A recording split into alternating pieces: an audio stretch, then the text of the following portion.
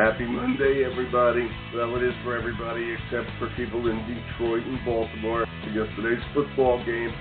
Okay, and congrats to the other guys, the Chiefs and the Niners, for doing such a good job. But we're off the subject already. I'm Larry Jacobs. That's football. This is Pre-K-12 Education Talk Radio.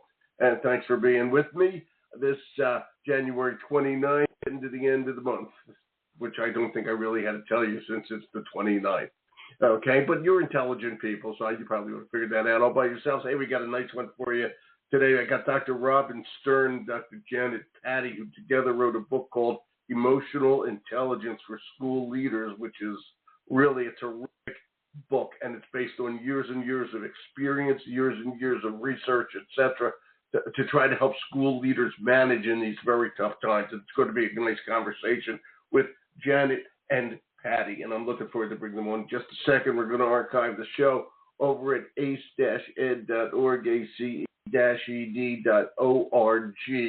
and that's the home website of our American Consortium for Equity in Education, so please go over and check out everything we do. It's all free for you over there. Our magazine, Equity and Access, a new issue, celebrating our Equity Awards winners, all the information about the Equity Awards, all the podcasts we do are over there, plus tons of other stuff. So please check it all out over at ace-ed.org. And now it's time to start the Robin and Janet show. Good morning, Dr. Stern. How are you? It's Larry here.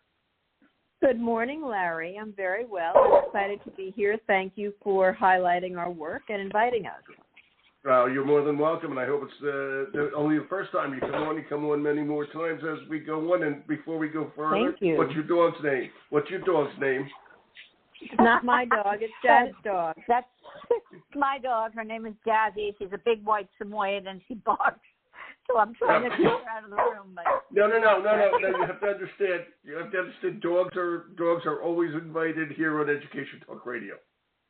Okay. Excellent. Give her a cookie. Excellent. Give her a cookie. Yeah, you're welcome. Tell her Uncle Larry. It's from Uncle Larry. There you go, baby. Keep up the good work. Thanks, Uncle Larry. Well trained. I know. What can I tell you? Nothing. Don't even worry about it. Janet, how you doing? Dr. Patti? I'm doing well today. I actually am looking forward to having a really good conversation with all of us. I think it's so important for our educators out there, our listeners, to be able to really know about what's going on and what helps in schools, what helps our leaders. So I'm looking forward to it. We need it more than ever. I'm going to start the show, and I love this. Okay, I read a lot of the book, not the whole thing, and I got to the afterward, which I thought should have been the forward. Just so you know. Okay, just so you know that. Okay, I got to read this. This is from Mark Brackett wrote this. Mark is a professor at the Yale Child Study Center. Oh, I forgot to tell everybody, that's what you guys do. I've been asking him. He's founding director of the Yale Center for Emotional Intelligence. And by the way, Robin is the co-founder and senior advisor to the director at the Yale Center for Emotional Intelligence, who happens to be Mark. Okay? And she's a licensed psychoanalyst, and after she worked with Tony Soprano, she did 30 years of experience treating individuals and couples and families. Okay, and Janet Patti is a professor emeritus. I hate to tell you that means old. Okay, that's from Latin. Okay, at Hunter College School of Education. Okay, where her teaching and research centered on educational leadership for 23 years. Okay, there you go. Okay, these are smart ladies. All right, let's just leave it at that. I got to read what Mark wrote here. Mark Brackett, your boss, Rob. Okay? Thank you. I love this. In the late 1990s, he's writing as an afterword in the book, called Books Emotional Intelligence for School Leaders. This is Mark speaking. My Uncle Marvin and I set out to bring social and emotional learning to schools. Marvin was a middle school teacher in New York who had a remarkable success with his students, and he figured out the missing link in a child's journey toward personal, social, and academic success, the ability to use their emotions wisely. Okay, but Uncle Marvin and I failed, as the paragraph continues. We were only prepared to help teachers deliver lessons to children. We weren't ready for the many teachers who were hesitant to the ideas. Teaching kids about the feeling of despair makes me sad, said one of the teachers. I'm not prepared to hear what these kids may share, said another. Boy, talk about that these days. So Uncle Marvin and Marvin and I, went back to the drawing board. We saw that we could never reach children unless we first enlisted teachers who understood the importance of emotional skills. And soon after that, we realized that only if there was commitment from the school leader could an entire school be transferred. And that's when he met, if I may segue into this show, Robin and Janet. There we go. That should be the forward, not the afterward. That's a good one. Ladies? Yeah, I've never thought of that. Thank you, Larry. Yes, Yeah, and you're it's welcome. And it's completely true. Uncle Marvin is watching from the sky and looking down on us and smiling as you're reading this forward and giving him credit for his part in really uncovering the missing piece in education that he was part of. Exactly. All those, in the 1990s.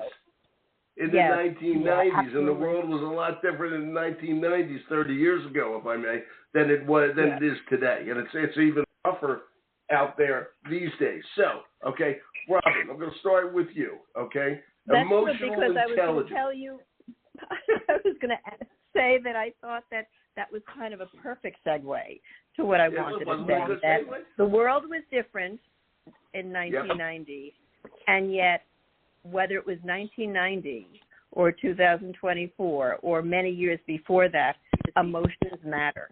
Emotions matter every day, all day in the lives of every person. And so why should educational leaders study, learn, work with emotional intelligence, live it every day? Because their emotions matter. It matters whether they are feeling upbeat and happy as they walk into a school. It matters if they're feeling sad and distressed when they walk into a school. Your emotions are contagious, and people around you know what you're feeling, even if you're not talking about it. So to be skillful in emotional intelligence, and those are just examples, of course, but to be skillful means that you have the ability to accurately communicate what it is you're feeling. We call it name it to tame it at the Yale Center for Emotional Intelligence. So if you can name something, then you can accurately communicate it and you can attend to it. You be skillful in regulating your emotions so that perhaps they're not leaking as you walk into the school, but you're managing them in a different way, regulating them in the service of your goals. Right? So using your emotions wisely means just that. It's in the service of your goals. When you can understand what you're feeling, you can be aware of your strengths and your challenge areas. And it affects your performance. And I know, Janet, you wanted to talk about that. Janet, go ahead. Well, and I want to say something here before Janet gets on. Robin is the psychoanalyst of the group, okay? And she knows education as well, but she's a PhD psychoanalyst. Janet, okay, was a professor, as we mentioned, at Hunter College School of Education, okay? And her research and her professorship was based on educational leadership. So the two of these people coming together really matters. So now take that into the, we kind of know that, but now put it into educational leadership. Janet, Dr. Patti. So thank you. Thanks, Larry. So, what that means is that it all falls down on the leader, because the leader, if the leader is not emotionally intelligent, that is going to go through the organization. And what happened there? You still there? Uh-oh. Do we have a break? Hold on. Are you guys still there? I'm here. Can you hear me, Larry? Can you hear me? Yeah. I could, and then it broke off for a second.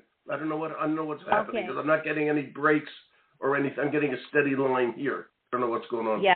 Just try. Okay. About how it goes through the organization when the educational leader is emotionally intelligent. Yeah.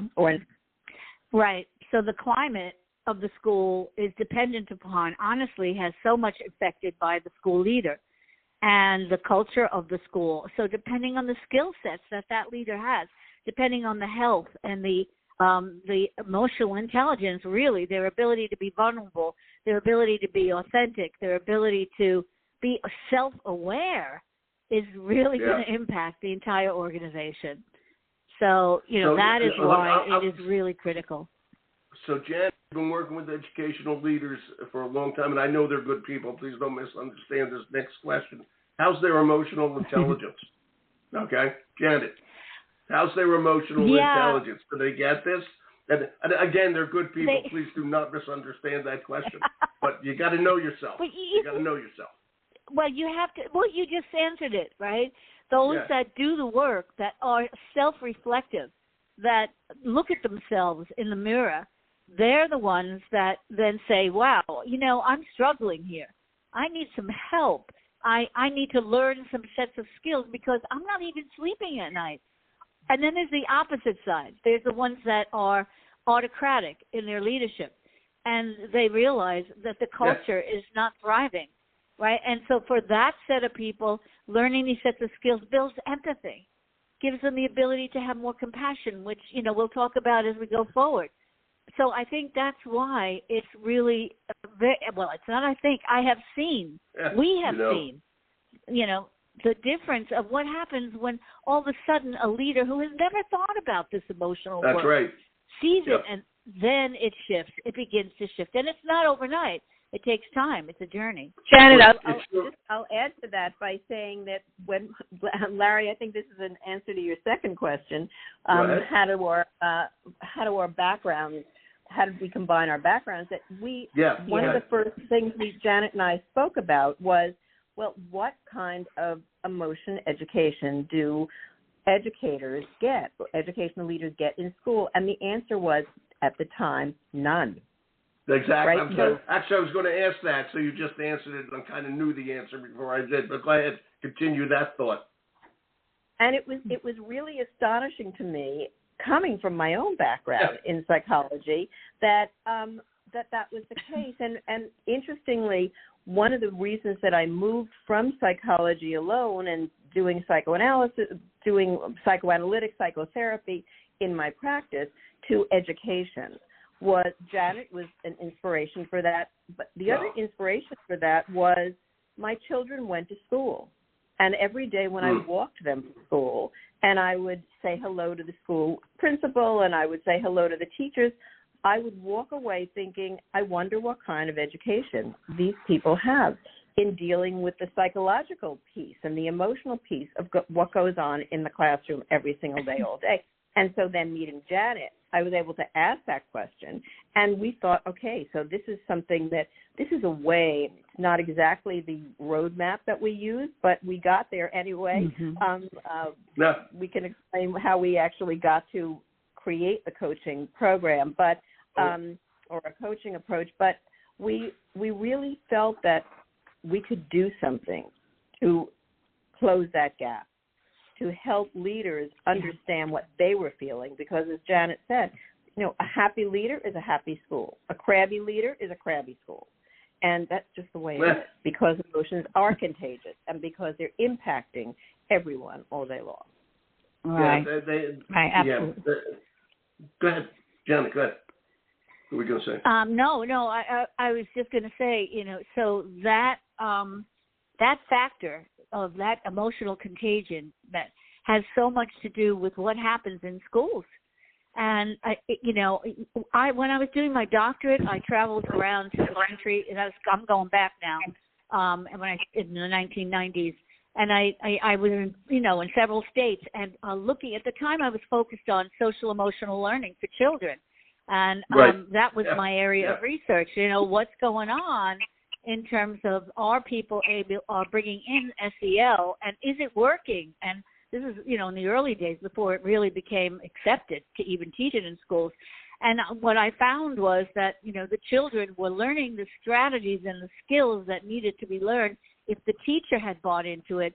But if there was no principal or no leader that was saying, we need to do this, then, only one classroom would be, they'd have to close their door, and the kids are great and they're learning all these skills, but they go out on the playground and then, the other kids weren't getting them, and it was a mess.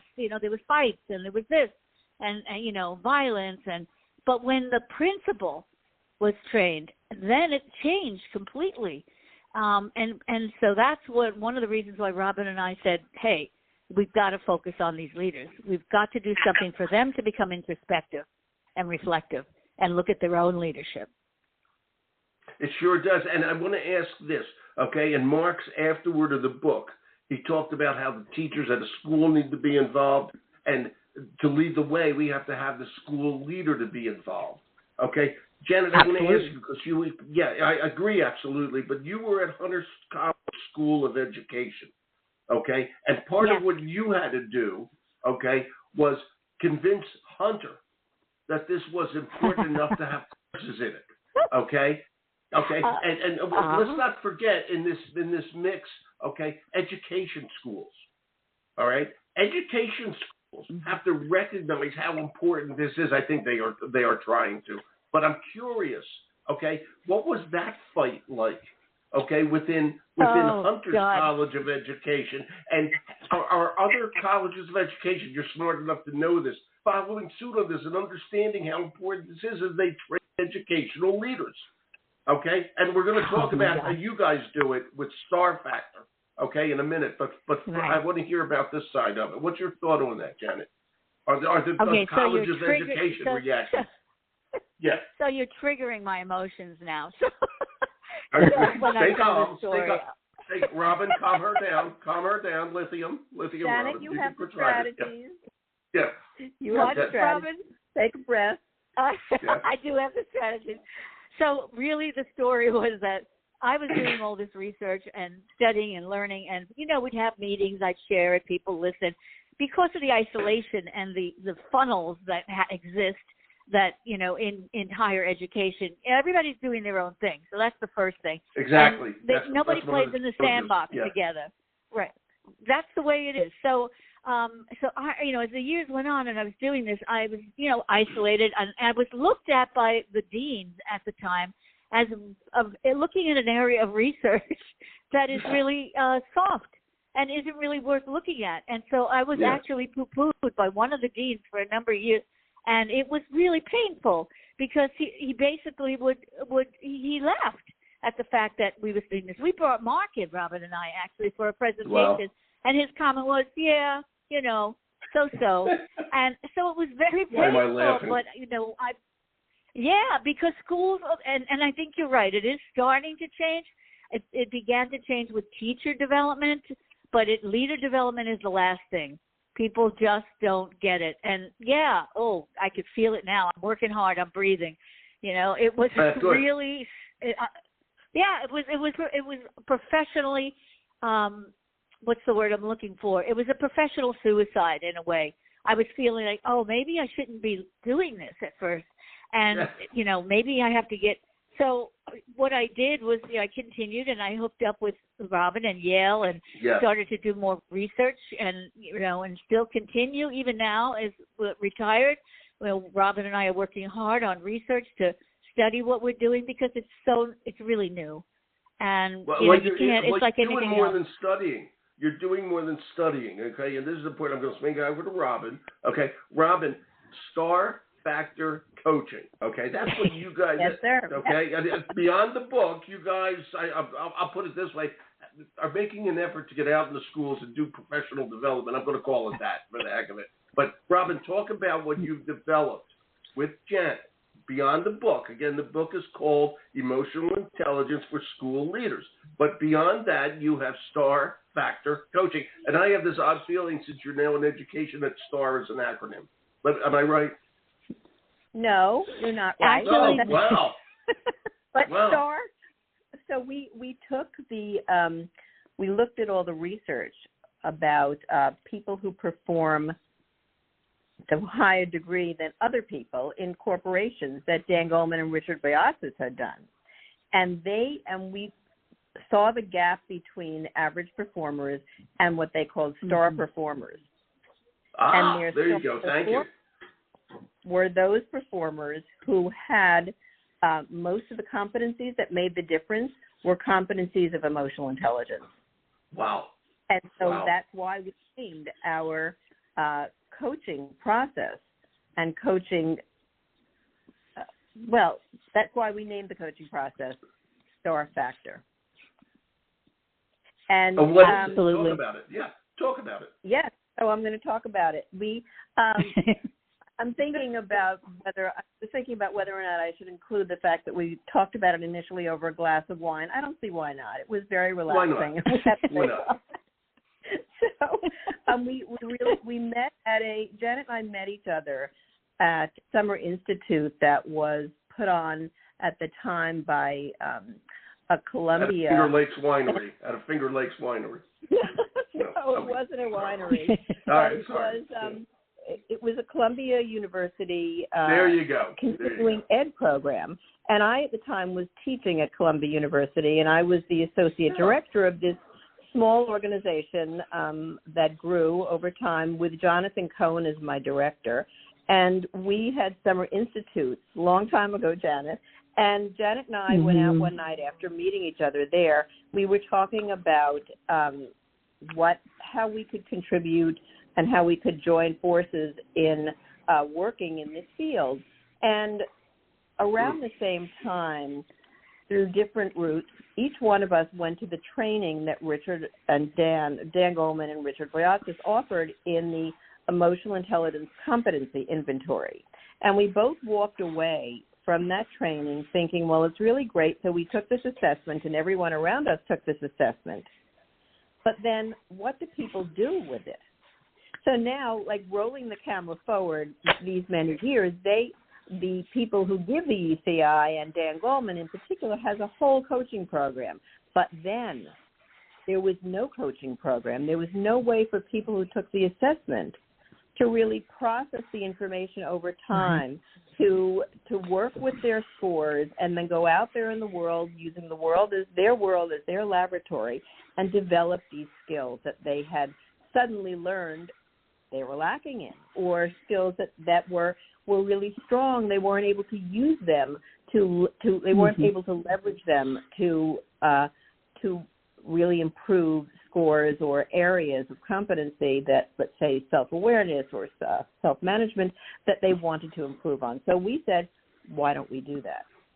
And we spoke with Dan Goldman at the time and Richard Boyatzis at the time, and they were really in favor of us moving forward just as colleagues, and they've been wonderful mentors, both of them. And Carrie Chernus as well have been our mentors through the years in working in building what we've built.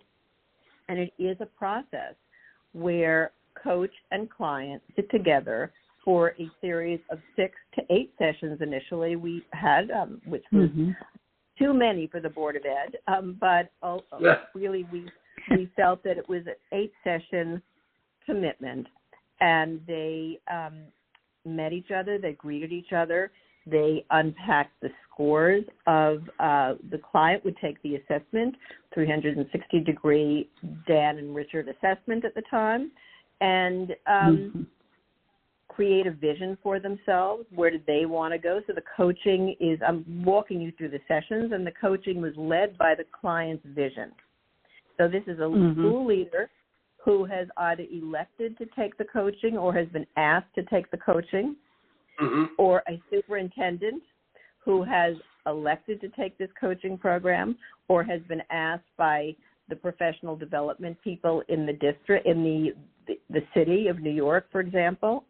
I may not be getting this right, Janet, and you can correct me when I stop talking in a second. Well, the chancellor. The chancellor. Yeah, you're right. The chancellor's office. Yeah. Yeah, asked these superintendents in New York to take advantage of the fact that we were offering this coaching work. And so unpacking their scores, creating their own vision, telling the coach their story of themselves initially before they dove into trying to meet their goals using different competencies, and then setting goals for themselves, taking a values clarification along the way. And with sessions, awareness is building. They're learning more skills. They're learning the ruler skills as well, recognizing, understanding, labeling, expressing, and regulating, and the competencies that Dan Goldman and Richard Boyatzis used to build their 360-degree inventory. And importantly, because I was working at Yale at the time and knew of the important work of ruler, recognizing, understanding, labeling, expressing, and regulating emotions, and that definition of emotional intelligence. But originally steeped in the work of Dan and Richard, we combined those two ways of investigating your own emotional intelligence in our coaching practice. And it is really the only coaching practice that does that. So it's unique in that we're looking at the competencies that resonate for leaders, like teamwork, cooperation, and we're taking that apart and saying, okay, but what are the emotion skills involved in being able to be a good team player, in doing teamwork? Well, you need to recognize your own emotions and those of others. You need to be able to effectively and helpfully express your emotions. You need to understand. You need to label. So all the ruler skills come into play for the competencies themselves. And it's really powerful to learn the discrete skills. I'm sure. And yet and build your competency as a leader. I'll stop talking there, Janet. Oh, that Janet, was beautiful, Robin. That just she just summarized it so well. I mean, I think that that unique feature that she mentioned is really critical to it, the success of why leaders are enjoying and actually pursuing this kind of work. I would add that, bringing my background into it and adding in how are they used to learning? They're a specific breed. I think you know that. And in order to get buy-in from educators, to have research based, you have to have all your ducks in a row. So we took all of those into it to make sure that we were creating a model that they could digest. So what we did is our manuals, our coaching method is blended. So that means that we are basically teaching to some extent by introducing concepts for them to work with in the session, but then being there for them to guide the session. Because most coaching, as you know, is it's client directed. So our thing was, okay, but we have to make sure they learn the skills. And so we have training with it. Right. And additionally, we do training with it, so that helped. But in the sessions, we would make sure to say, okay, so let's think about those ruler skills, right? To teach them what they are. And what do you see is what emotion skill is coming up at this point or being challenged that is underlying your ability to manage conflict. This is what Robin was explaining. And so I think that, plus the fact that we actually scripted the manual. Now, I don't mean we scripted word for word what they say, but we have it in a way like a curriculum that leaders need. So because they're not psychologists, they're not. They don't have training in the work that we're doing, and so what we needed to do was to have something they could understand, a visual that they could say, okay, this is what this means, and the coach, and I'm talking about the coach, would be able to explain to them, and they have now literature to go back to read, articles, whatever. That's the kind of thing you got to do with educators. And so I think that made it more digestible for them. And I'll jump in. Go ahead. I wanted to touch on that please. for a minute, Larry.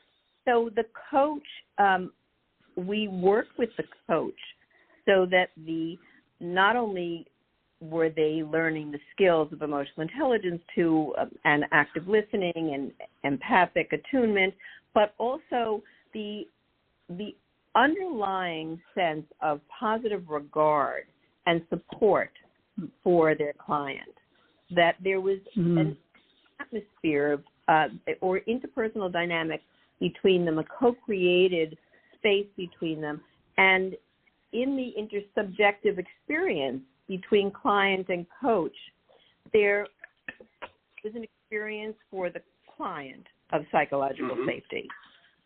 And I know we built it to be consistent with a model of psychology that I studied, which is the theoretical model of self-psychology, which means, just very simply, that if a child, or in this case the client, if a client has what he or she need or what they need to be safe and comfortable and thrive at the particular level they're at, they will naturally move to the next level given the guidance.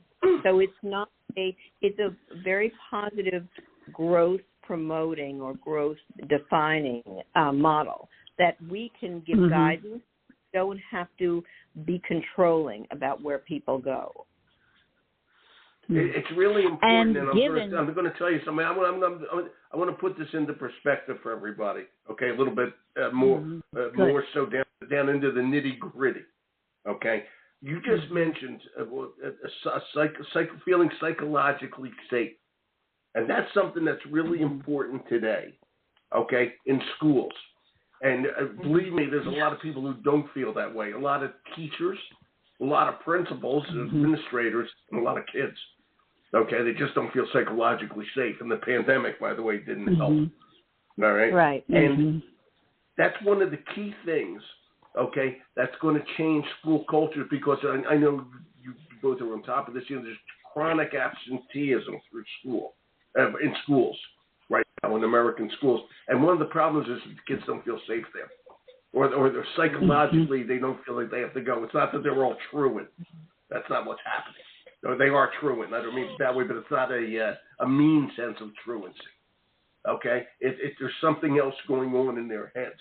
Okay? And in order to stop that and bring it back, we have to create psychologically safe schools, welcoming schools, etc.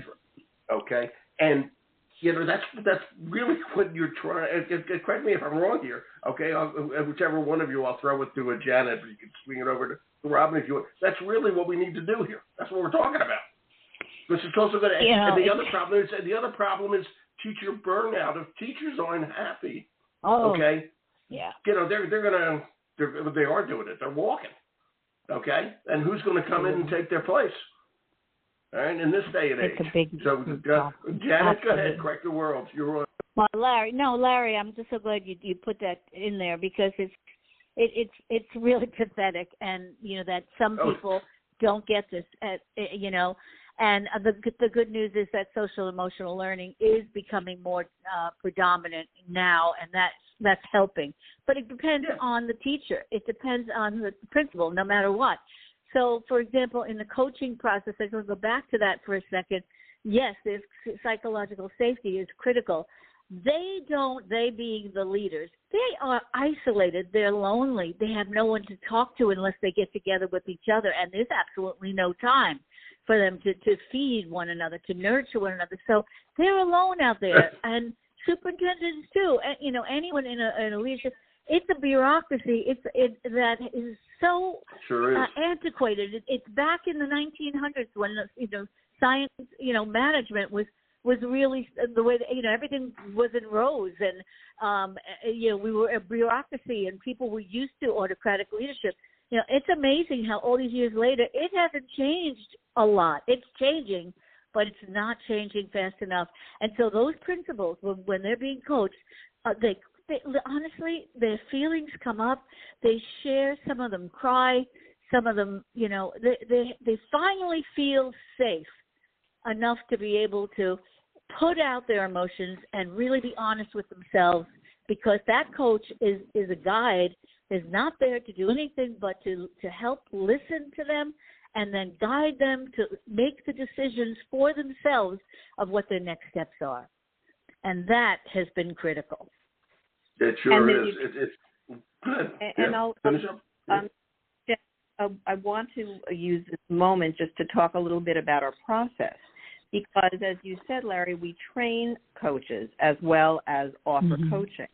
And the process of training was largely based on the way I learned how to be a therapist, which means that when I had to be in therapy. So our coaches, when people come to us to train to be a coach, they receive coaching. And while they're starting their, if you will, in coaching, they select a few clients in their own life to do pilot work while they're under our supervision. And even as they walk out, when we work with large groups, we build in supervision for the people who are trained to be coaches. And what we're learning is over time we want to build in even more supervision, because not only do people who are beginning in this work want to have the opportunity to say, well, I said this, what do you think about that? Or, I said this and I noticed that was a result of that, and how could I have done it differently? They want the moderate. They want the opportunity to hear from other people who are out there doing coaching as well. So those circles, those gatherings, people who are training to be coaches, have been really invigorating and inspiring. Yeah. It's a learning opportunity for people who are out there. And so we're very protective of our process of training, because it's really critical. Janet? It should be. I mean, it's fascinating. This is all fascinating. Janet, who wants to say? Somebody just started to say something. I think it was Janet who started to say something. No, the phone is going in a little bit in and out, so every now and then just a little bit of what. So I was. No, I think Robin said it well. It's our process is really very important, and the other piece is many of our coaches are former principals or former superintendents. So another level that is, we purposefully do that because in education there's no trust. But when they know that somebody was a former leader, then they say, you really understand. And we don't mentor them unless, like, say, for example, you come in and you just had, let's say, an explosion of a teacher who was crying and came to your office. And, it was a whole emotional scene. Then we let that out, right, first in the session. And we work with their emotions in the moment. And that's a place where a principal who's been there, who's the coach now, might say, let me put my mentor hat on, right? I'm going to switch a little bit here, and let me tell you something, because you're emotional and you're asking, and there's some suggestions that I could make that might help you in your process of dealing with, not with the emotions on the moment, but dealing with how to deal with the people in those situations and what the experience she has had.